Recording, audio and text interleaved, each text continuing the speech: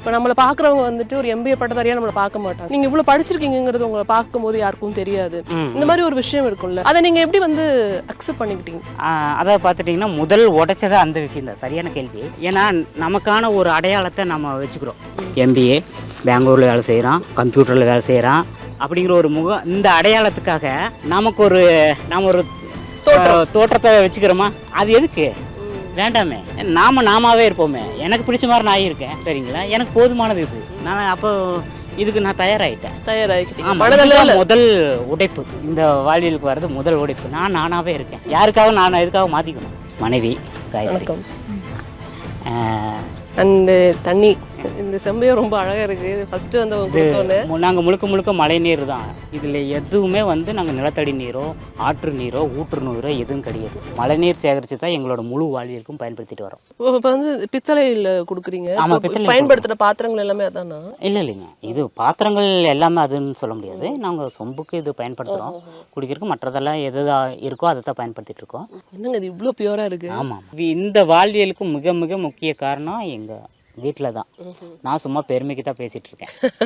நான் ஒரு மறுபடியும் என்ன சொல்கிறது, அவங்க இந்த வாழ்வியல் கையெடுத்துங்காட்டி தான் இது சக்ஸஸ்ஃபுல். குயவு இருக்குங்களா, நாங்கள் குயவு பண்ணுறோம். இப்போ வாழ்வியலுக்கு அடிப்படை தேவைகள் என்னென்னு பார்த்துட்டிங்கன்னா, இருக்க இடம், அதுக்கு வீடு வேணும். வீடு நாம் கட்டிக்கிட்டோம். தச்சு வேலைகள் பார்த்திங்கன்னா இந்த மர வேலைகள் எல்லாம் நம்ம அதை தொந்தரவு பண்ணுறோம். அது வேணும், உண்மைதான் இல்லைங்களா? அது நம்மளை அதனோட இடத்துக்கு நாம தான் இங்கே இருக்கிறோம். அப்போ இங்கே வந்து நீர்ப்பாய்ச்சும் வேளாண்மை இல்லை வந்து தோட்ட வேளாண்மையெல்லாம் பண்ணும்பொழுது என்ன ஆகுதுன்னா, வனவளங்கள் வரத்தான் செய்யும். நீர் இருக்கும் பகுதி, ஒரு பச்சை இருக்கும் பகுதி, அதில் வந்து சேரும்.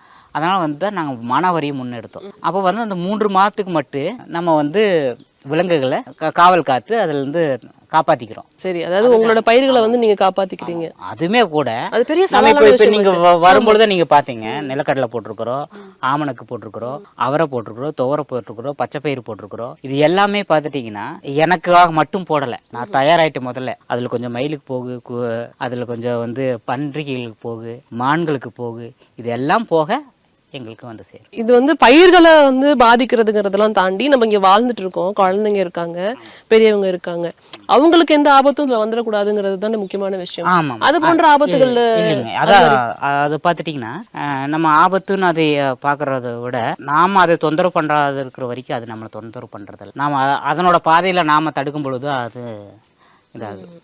அதுவும் போக நம்மளை விட அது நுண்ணுறிவு அதிகம்.